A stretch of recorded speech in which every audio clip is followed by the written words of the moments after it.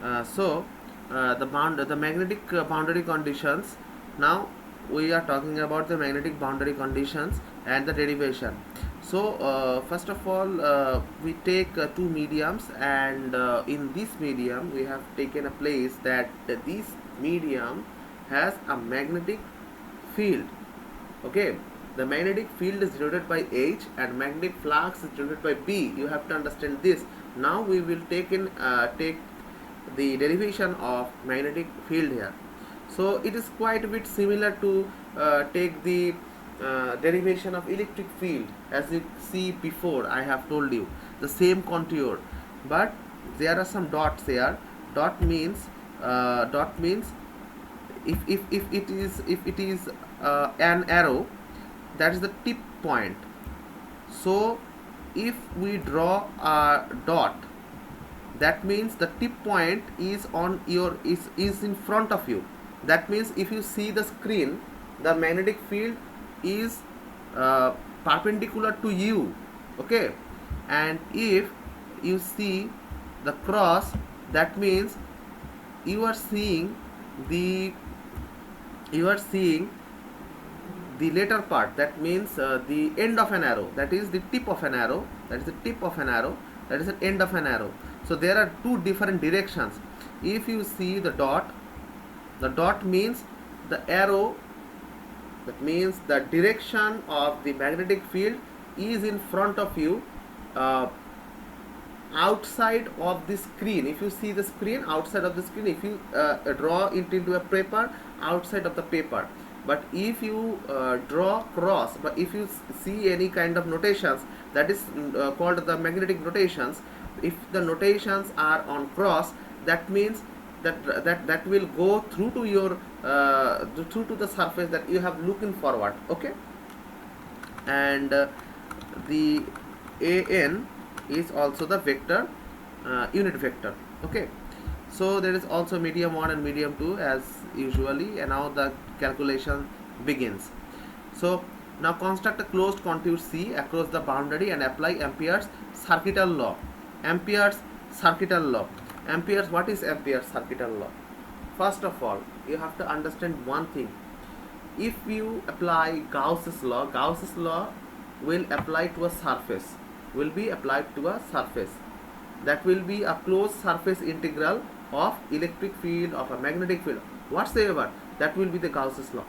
But if you just taken forward an Ampere circuital law, that is quite similar to the Kirchhoff's voltage law.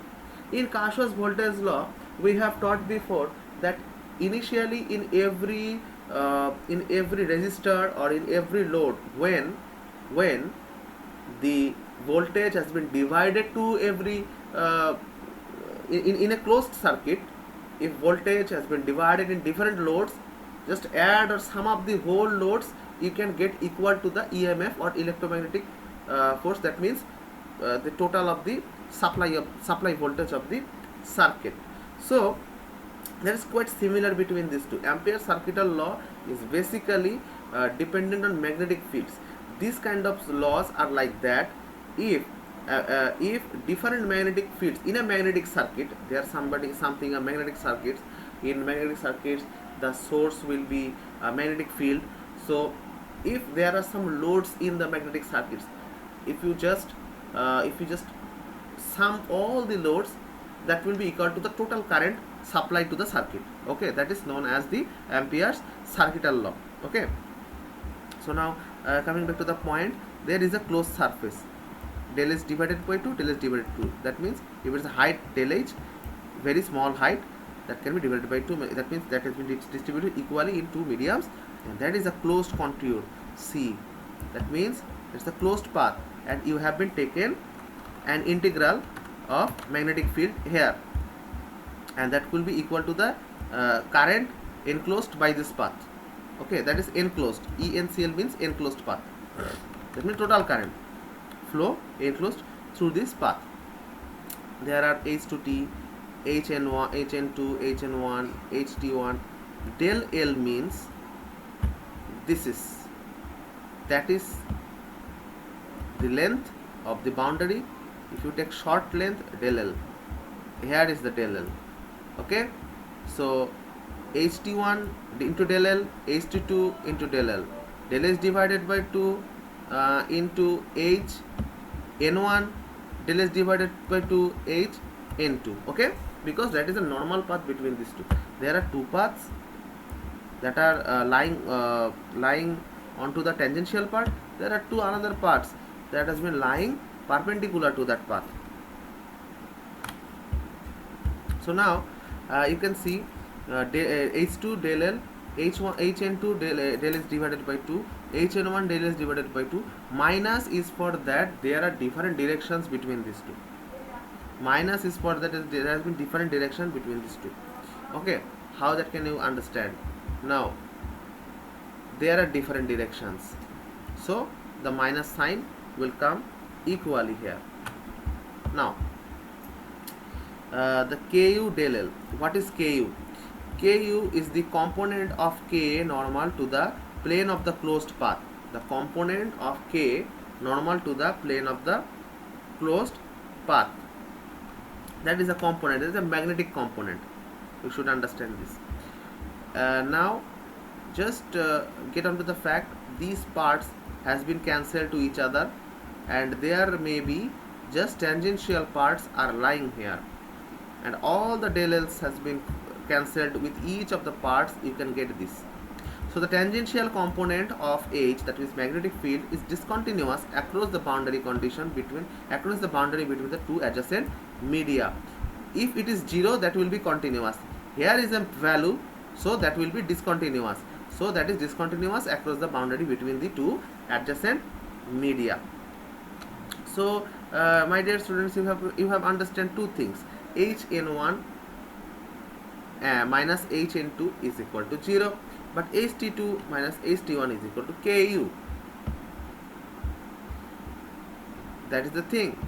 If ht2 minus ht1 is ku, the above equation may be written in vector notations. Just give the vector all above the path.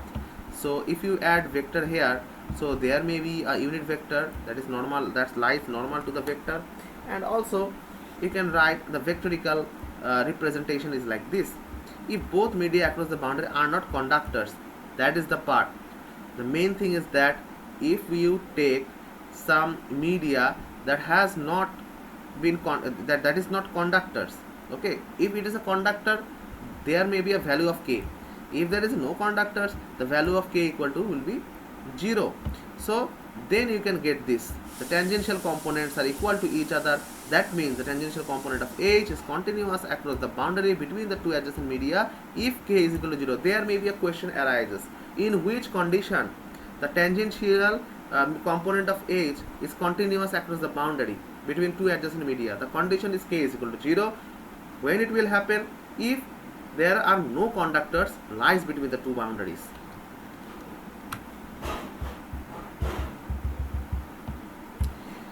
Now the same notations are here, but sin alpha. So there may be a part, so that will not be continuous, that will be discontinuous. Now as you know that h is equal to b divided by mu, so you can write here bt2 will be mu2, bt1 will be mu1. That is the conditions. So this condition satisfies the tangential component of B, that means the magnetic flux is discontinuous across the boundary between two adjacent media if k is equal to 0. So there are 4 conditions that we have taken place. The 4 conditions are like that. That is the magnetic boundary condition. The normal components are equal. The tangential components are not equal. The tangential component of magnetic field are equal, but there may be a thing that is you have to know that these 3 conditions we have proven before. Now just divide these 2 parts, you get this. So that is a theta 1, that is a theta 2. Just take the vectorical points. bt1 means if it is bt1 is there, b sine theta b1 sine theta 1, and another thing is bn1 will be b2 sine theta 2.